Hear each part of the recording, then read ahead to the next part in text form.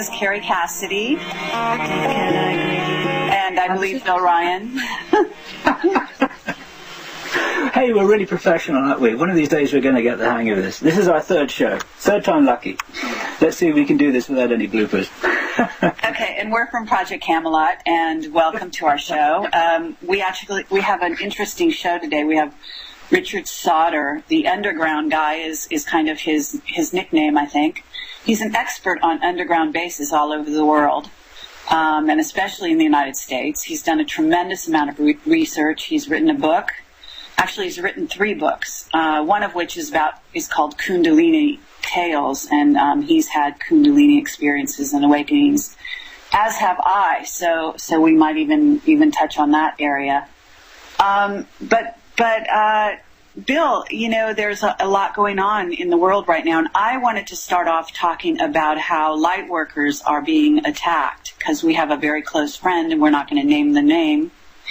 But they have been attacked recently rather severely, and we just want to send out our warm wishes and let those people know that they are not alone, and just to hang in there, that this is a time of testing, and that the light workers are, for some reason, heavily targeted at this time.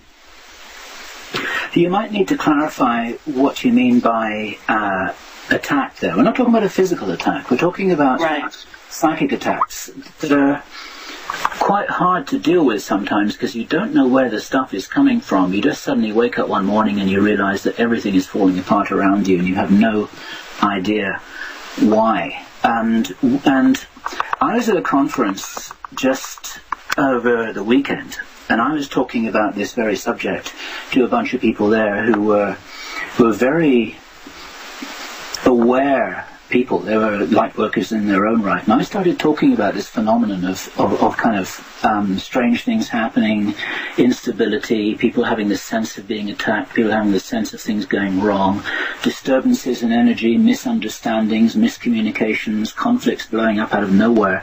And I just looked around, and there was just nodding everywhere in the audience. And people have all seemed to have experienced this. It's really quite interesting.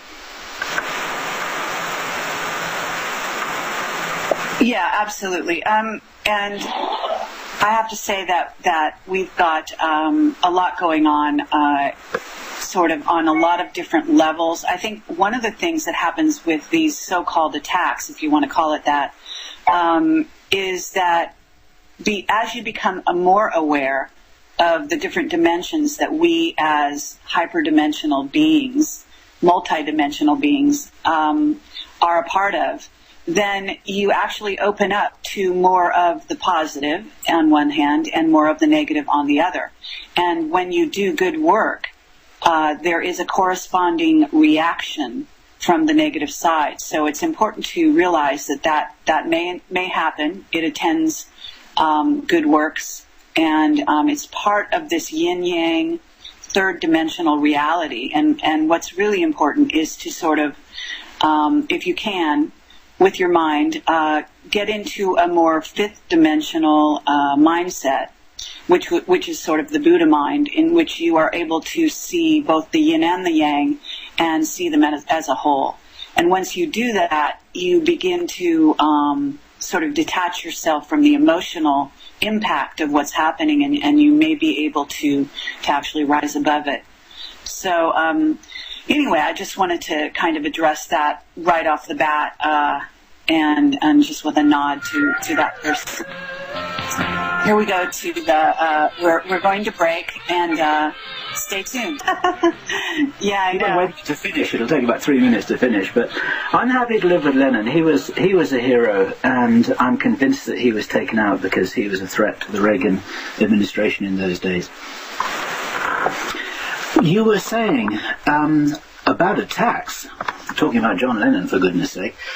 I should share a little story about what happened here about 3 or 4 weeks ago. It nearly drove me crazy. We had a surge of 400 volts came through our wall socket, burnt out thousands of dollars worth of electrical equipment. Anything that was plugged in got completely fried, including our modem, and then the cable company made an administrative error, and we were offline for 11 days. And here was half a Project Camelot having to work from a laptop in an internet cafe without any other communication with the world, and not even a phone. It was just crazy. And then my housemate got stuck in the elevator twice. And just yesterday, the Zurich conference that is actually going according to plan, but we're having to feel these things coming in all the time. We heard yesterday that half of our film crew had experienced an extreme personal emergency and had to cancel. Now, we do have some competent people who are going to handle all of that, so this isn't actually a practical problem. But people are just getting sort of shot at.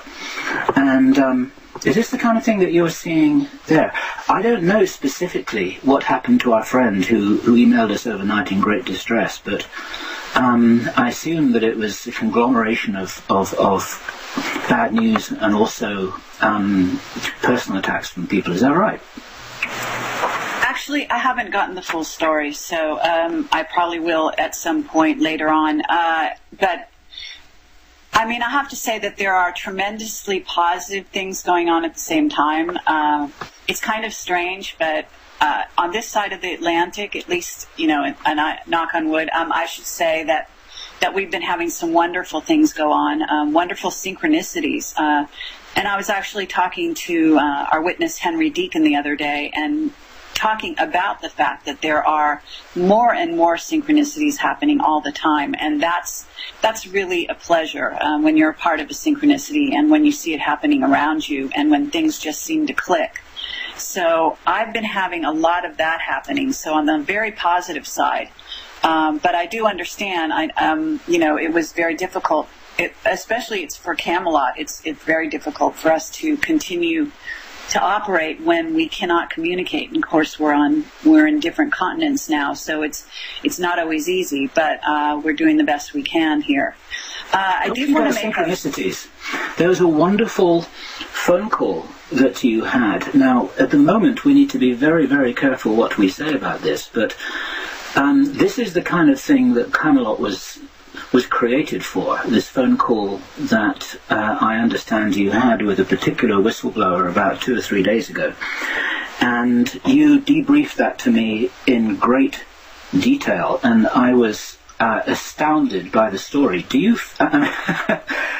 That's quite a build-up. I guess it's a little difficult for you now to say, no, you know what, I'm not going to talk about it. Is there anything you can say about this?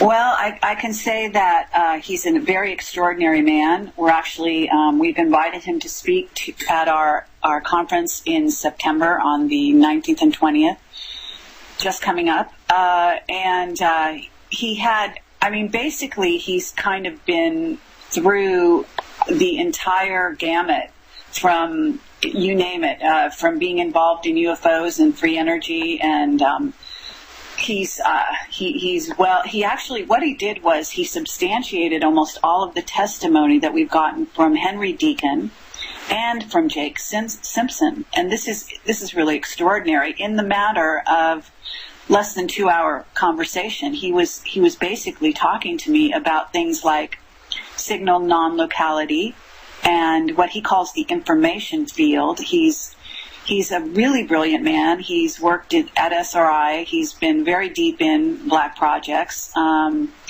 going to have to be a little careful here about how much detail I go into because I haven't yet gotten his permission. We have invited him onto our radio show, by the way, so I'm hoping that will happen as well.